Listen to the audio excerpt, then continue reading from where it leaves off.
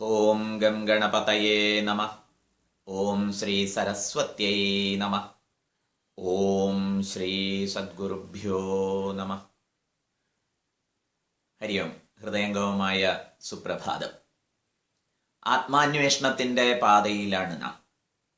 ആത്മാന്വേഷണം, ആത്മസാക്ഷാത്കാരം ജീവിതത്തെ ധന്യമാക്കുന്നു. ജീവിതത്തിന്റെ ആത്യന്തിക ലക്ഷ്യം ആത്മബോധം ആകുന്നു. യുക്തിയുടെ കരങ്ങൾ പിടിച്ചുകൊണ്ട് സ്ഥൂല ശരീരത്തെയും സൂക്ഷ്മ ശരീരത്തെയും വിശകലനം ചെയ്യാൻ നമുക്ക് സാധിക്കും. എന്നാൽ കാരണശരീര ചിന്തയിൽ അനാദിയും അനിർവാച്യവുമായ അവിദ്യയെ സംബന്ധിക്കുന്ന വിചാരത്തിൽ യുക്തി വേണ്ടത്ര നമ്മോട് സഹകരിക്കില്ല.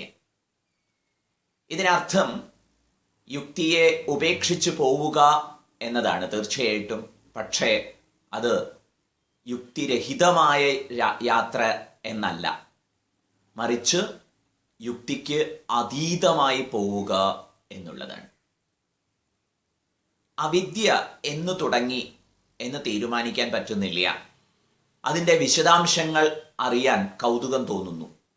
ഇത്തരത്തിലുള്ള ഒരു കൗതുകം വാസ്തവത്തിൽ ആവശ്യമുണ്ടോ? ആചാര്യന്മാർ ദൃഷ്ടാന്തമായി പറയുന്നത്, നാം യാത്രയിൽ ഒരു പൊട്ടക്കിണറ്റിൽ വീണു എന്ന് വിചാരിക്കുക. അവിടെ നിന്ന് രക്ഷപ്പെടുന്നതിനെ കുറിച്ചല്ലേ ആലോചിക്കേണ്ടത്, മറിച്ച് ഈ കിണർ ആരാണ് കുഴിച്ചത്, എന്നാണ് കുഴിച്ചത് എന്നിങ്ങനെയൊക്കെയുള്ള അന്വേഷണം വ്യർത്ഥമല്ലേ?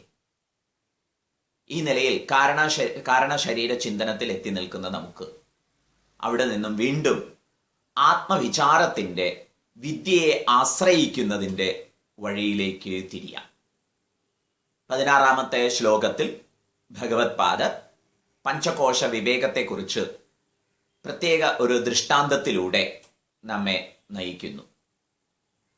വപുസ്തുഷാധിഭിർകോശൈഃ യുക്തം യുക്ത്യാവഘാതതഃ ആത്മാനമന്തരം ശുദ്ധം വിവിച്യാത്തണ്ടുലം യഥാ. തണ്ടുലം അരി. വപുസ്തുഷാധിഭി കോശൈഹി യുക്തം യുക്ത്യാ അവഘാതത. നെല്ലിടിക്കുന്നതിൻ്റെ ദൃഷ്ടാന്തമാണ് ഭഗവത്പാദർ ഇവിടെ നിരത്തുന്നത്. നെല്ല് ഇടിച്ച് ശുദ്ധമായ അരിയെ പുറത്തെടുക്കുന്ന പ്രക്രിയ പോലെ യുക്തിയെ, ആത്മാവിൻ്റെ പരമമായ ശുദ്ധാവസ്ഥയെ, നിത്യാവസ്ഥയെ, അനാമയ രോഗമില്ലാത്ത അവസ്ഥയെ തിരിച്ചറിയുന്നതിന് വേണ്ടി ഉപയോഗിക്കാം. ഇവിടെ അവിദ്യയാണ് പ്രതിയോഗി. അവിദ്യയെ നേരിട്ട് എതിർക്കുന്നതിന് പകരം, അതിൻ്റെ യുക്തിപൂർവകമായ ഒരു അന്വേഷണത്തിന് പകരം വിദ്യയിൽ ശ്രദ്ധ കേന്ദ്രീകരിക്കാം. ജ്ഞാനാഭ്യാസം ചെയ്യുമ്പോൾ ജീവാത്മാവിൻ്റെ വിനിർമ്മലത, അതിൻ്റെ ശുദ്ധാവസ്ഥ, നിത്യാവസ്ഥ അത് നമുക്ക് ബോധ്യപ്പെടും. ഇപ്പോൾ ആത്മാവ് കോശൈഹി യുക്തം, പഞ്ചകോശങ്ങളാൽ യോജിച്ച് പല പ്രകാരത്തിൽ മലീമസമായിരിക്കുന്നു. ശുദ്ധം ആത്മാനം അന്തരം. ആത്മാവ് ശുദ്ധമാണ്.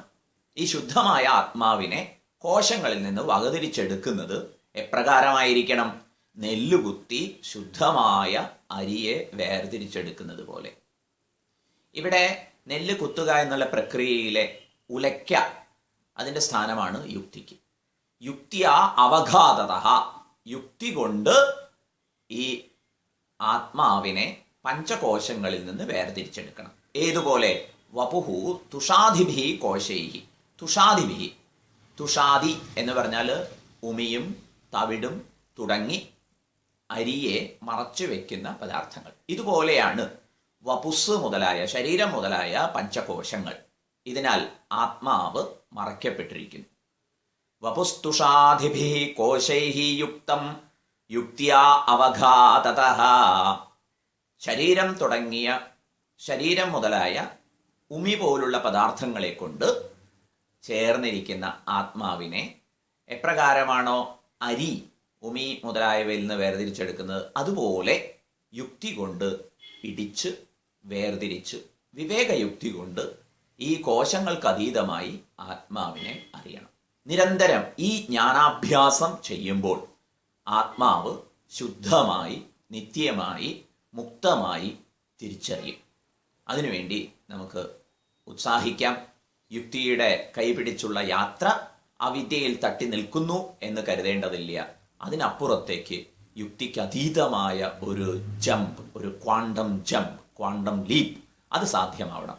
അതിന് നമുക്ക് ആചാര്യ പരമ്പരയുടെ അനുഗ്രഹം ഉണ്ടാവട്ടെ.